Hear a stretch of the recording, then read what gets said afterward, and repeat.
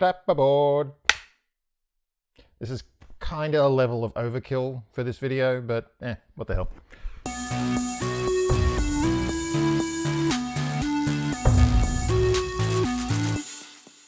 I'm doing a video in front of my DVD collection. No one on the internet has ever thought to do that before.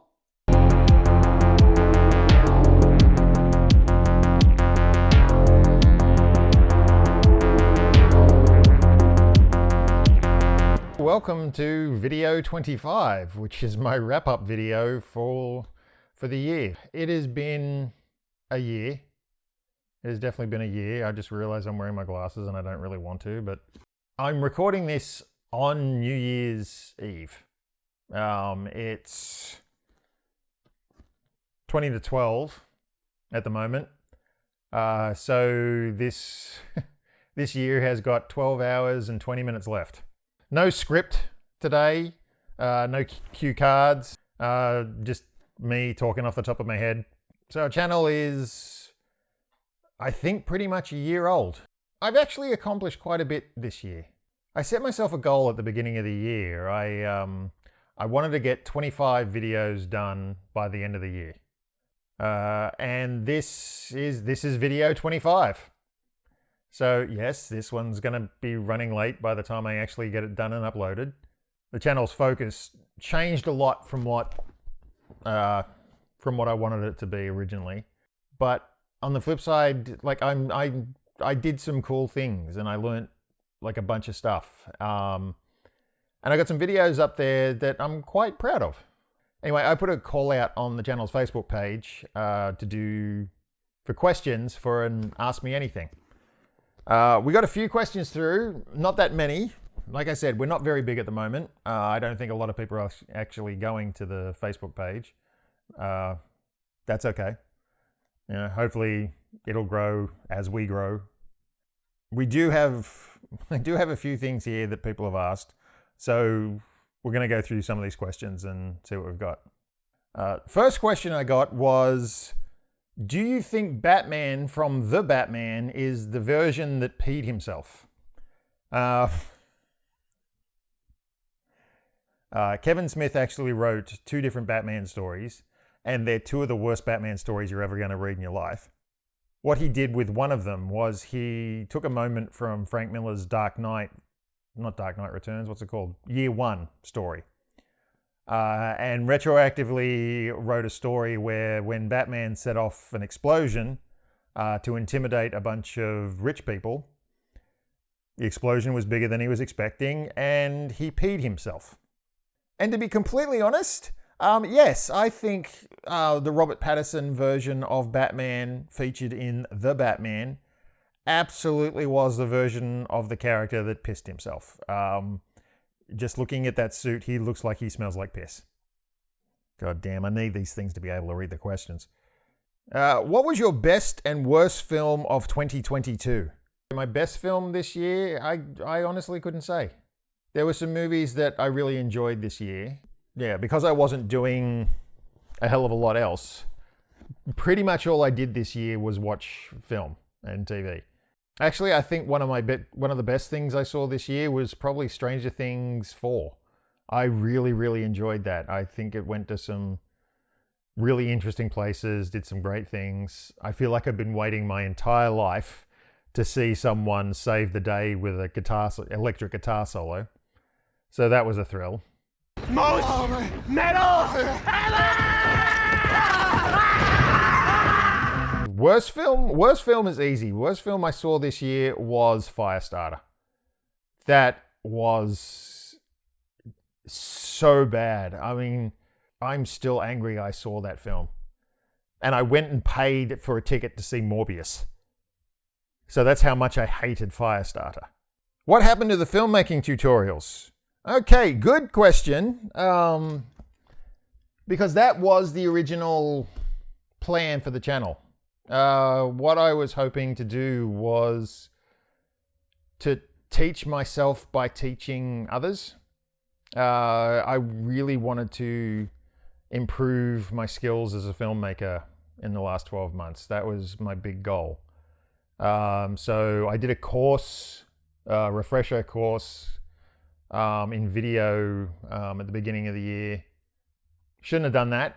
I should have done a photography course because that was all the stuff that I wanted to learn. All the video stuff I knew already. I picked the wrong course to do, so that's on me.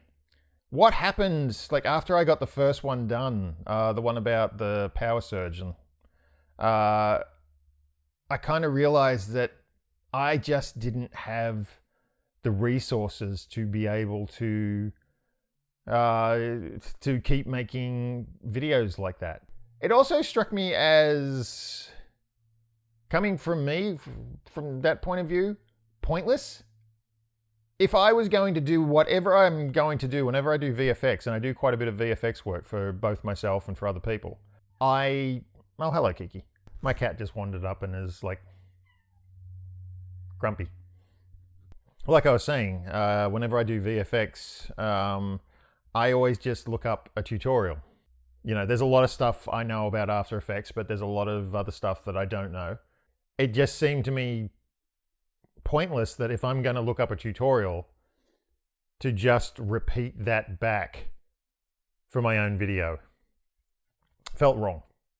I mean, I might wind up doing some more tutorials later, just if I'm out shooting stuff or doing stuff this year. But yeah, I kind of changed things around, and then the focus just landed on the review videos because they were something I could do by myself. What are some of the channel goals for 2023? All right, yeah, there are plans afoot. There are some new things that I really want to do. I'm going to continue to do the review videos, but I'm going to try and alter the format a little bit. I already got a list of films this year that I'm looking forward to reviewing. I have a show that I've been wanting to do for a long time, that I'm finally going to get around to doing, called Real Streets. I really like going and finding filming locations. The first one's going to be The Matrix. I don't know when this is going to come out, by the way. I've got to actually go into the city and film it all. Superman Returns, obviously. Another one, potentially Mission Impossible 2. The Dolph Lundgren Punisher. Handful of others as well. I really enjoy finding filming locations. So hopefully we'll have a few episodes of that up and done this year. I also want to do a few like skits and narrative videos as well. But they're going to be a lot later in the year. I need put some resources together to be able to do that. What was the most complicated episode? Ironically, like one of the trickiest ones was the opening of the Firestarter video, where I had the whole cinema on fire. That was fun. I mean, that was the kind of thing I was really hoping to do, which was challenge myself with VFX and like coming up with stuff like that. So that was actually fun to do. And I had planned that even before I saw the movie. I thought I'm going to start with the cinema on fire so I can figure out how to set a room on fire and make it look pretty convincing, which I think I did a pretty good job of. I was quite proud of that. The Jurassic World one was also pretty challenging. There was a lot of artwork and elements to get done with that. Like I had to come up with the raptors. I had to come up with the Tyrannosaur to burst out of the wall at the end. It took a lot of fooling around trying to get that wall burst to work as well. Prey, the Predator sequel film, that was also challenging as well. Trying to get him to appear on screen the way he did, to have the cloak go down. That took a bit of work. I had to, once again, like going back to tutorials, I had to find a bunch and mix them all together to get the end result that I wanted. Ironically, like the Nullarbor Nymph video I did was kind of a challenge as well, because I did that in 2 days. I decided I wasn't going to do a video that week, but started feeling guilty about the fact that I wasn't doing anything, and just decided at the last minute to quickly do a review. That's why there's no animation with the Sandman character. He's standing there stoic the whole time. What inspired you to start the show? To be completely honest with you, I was bored. We had moved to Canberra. I was trying to find a job. I was also like dealing with COVID, dealing with the fallout of that, dealing with some other stuff. At the end of the day, I really just needed something to do to keep my mind occupied and to keep me going.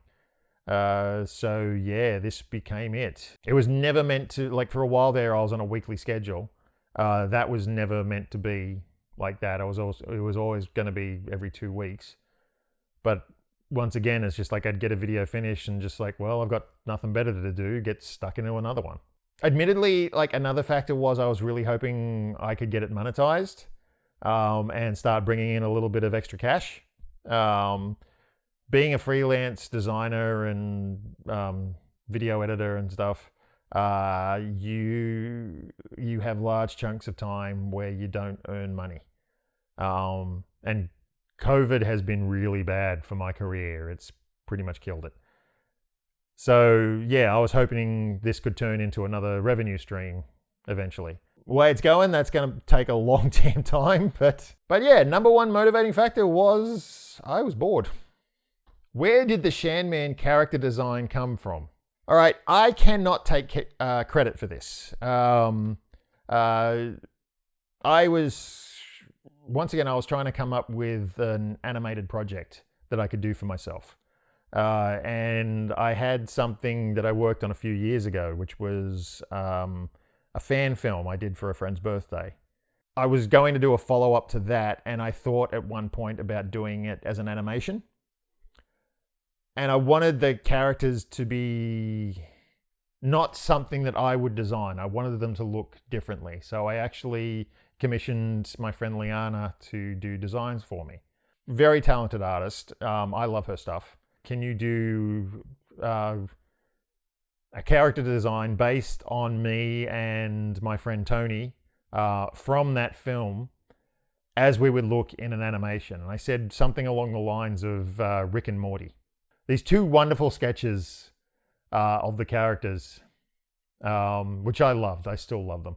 And then when I was coming up with the idea of doing reviews, let's face it, everybody and their dog is doing movie reviews on YouTube. And I wanted to do something that was going to stand out. I'd done an animated sequence in an education video recently and had to learn this new software. And I just thought, all right, I've learned that. I can use that now. Why don't I come up with an animated way of using it? And I just immediately thought of using Liana's character sketch as the main character. But yeah, Liana drew that, and I was thrilled with that drawing, and I really wanted to use it somehow, and it worked out really well. Are you going to start a Patreon? Eventually, yes. But not straight away, because as I said, we have 36 subscribers. So there's not that much of a following for the show yet. So starting a Patreon would be kind of dumb. Not dumb, pointless at this period in time. Did you ever put a lot of effort into a video for a film you hated? So often? Oh God.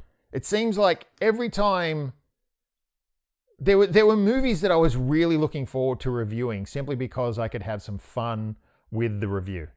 So things like Firestarter, Jurassic World, Thor, Love and Thunder or whatever it was. Yeah, just a whole bunch of movies that were big and bombastic and had these elements that I could have some fun with and play with in my reviews. So yeah, I always planned on putting a lot of effort into those and having these big moments. But the movies just kept on turning out to be shit. Which was really disappointing. I think Thor, Love and Thunder was one of the most disappointing films that I wound up doing. Jurassic World Dominion as well. I mean, that was extraordinarily disappointing. You know, and I had spent weeks beforehand drawing and creating the dinosaur elements and stuff like that before we went and saw the movie. And, you know, the movie sucked. So, yeah, quite a few times. Like, the more effort I've put into the actual animation of the review, probably like a case of the crappier the movie was. which part of the process do you like the most and which part do you hate? The part I hate is recording the voice. Yeah, it doesn't really come naturally to me. I do this a lot. I pause, I stutter, there's long sort of with me. I say the word a lot. And yeah, I stumble over my words quite a bit. So even though I'm sitting there in my office and I'm reading off a script to record everything, there's still so much that I have to cut out of the actual audio itself. It takes forever to, for an 8-minute piece of audio, I can record anywhere up to 15 to 20 minutes and then have to cut out all the stumbles and the R's and getting it wrong and trying to cut the pieces together and that sort of thing. So yeah, I really don't like recording the audio itself. Actually, I think the favorite bit is always coming up with a concept for what I'm going to do for the video. You know, coming up with the idea and then figuring out what the gags are going to be, what jokes are going to be in there, and then coming up with the drawings for the elements and the animation, that sort of thing. That's one of my favorites. A lot of the fiddlier stuff, getting the project finished, that always gets very frustrating, but the initial coming up with the idea, that I always love. Do you have any subscriber-based goals? Yes, I do. Yes, I do. There are some subscriber landmarks that I'm looking forward to getting to, that I have very specific videos that I want to do. For instance, when I hit 100 subscribers, I'm going to do a review of Superman Returns, which, even though I love Superman and am a big fan of the character, I really did not enjoy Superman Returns. For 500 subscribers, I was going to do a deep dive into Batman v Superman, another movie that I should have loved, but I absolutely hated because I thought the execution was terrible. Absolutely terrible. Something else I'm still angry about. And then for 1,000, when I finally hit 1,000 subscribers, I was going to do the big one. I was going to tackle Zack Snyder's Justice League. So those are our subscriber points. So get people to subscribe, keep hitting the subscribe button, and once I hit those points, those are the videos that you're going to wind up seeing. What are some films that you wanted to review but didn't? Clerks 3, Kevin Smith's Clerks 3. I started writing that, and I don't know. It's just I'm angry about that film, but I've forgotten why I'm angry, and I'm not really angry at the film itself. I'm angry at the filmmaker, all for very, very personal reasons. So that one kind of got put on the back burner. There are some Aussie films that I'd like to review. Things like Nullarbor Nymph, more independent stuff that you probably hadn't heard of. I saw a film during the year called Red Billabong, which was an Aussie monster movie, independent one that I wanted to do a review on. Might still. I've still got my notes written down. I've still got a copy of the film ready to go. So I might still do that at some point. I would like to start doing more Australian stuff, reviewing Australian films and things, but unfortunately, I don't get much of a chance to see them. A lot of these films are kind of obscure and disappear, or only in festivals or limited screenings, so I can't actually get to them, especially couldn't when I was living in Canberra. We'll wait and see. What happened to the retro reviews? It's still something I want to do, and I think it's still something I'm going to do. I had the intro video done. I came up with like a set, like an animated set again, and I had a plan of how I wanted to handle that. I didn't want to just reuse the Shanman character. I wanted to do the character slightly differently, but I couldn't make it work. I had to completely redraw the character, come up with a whole bunch of new assets, And it just, every time I was trying something, it didn't look right. It didn't look good. And so it was just like, all right, put that to the side for now until I got a clearer vision of what I want to do and what I can do for that show. But yeah, I still really want to do that. There's a lot of great old stuff that I'd really like to get to and like discuss and go over and that sort of thing. So retro review is definitely still coming. When, I can't tell you, but it is definitely still coming. Why was there a 3-month gap in videos?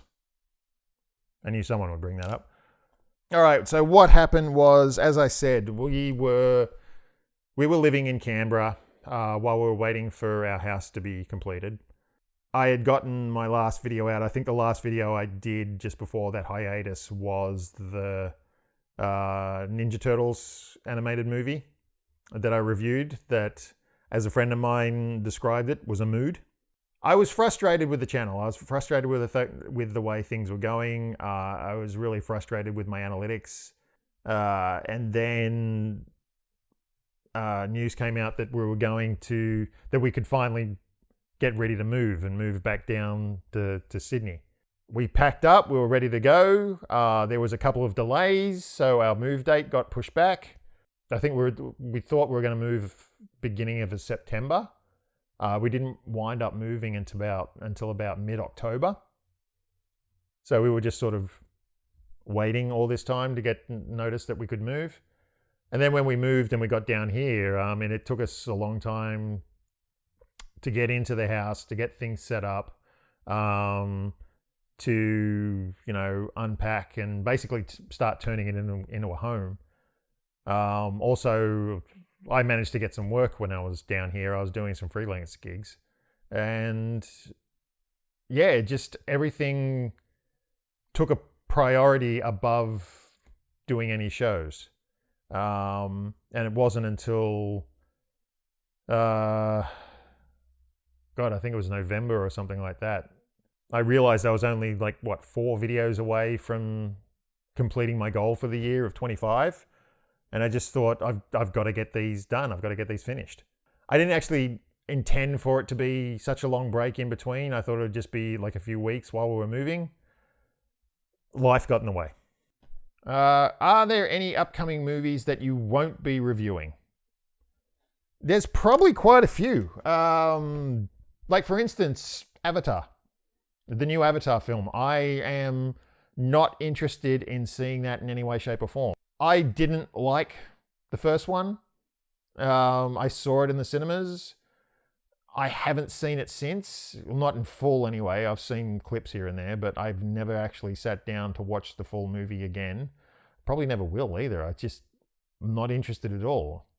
And yeah, the sequel, I don't care at all. I'm sure there are more films coming up this year that I really don't give a shit about. I don't review everything just because it takes a long time to make these videos.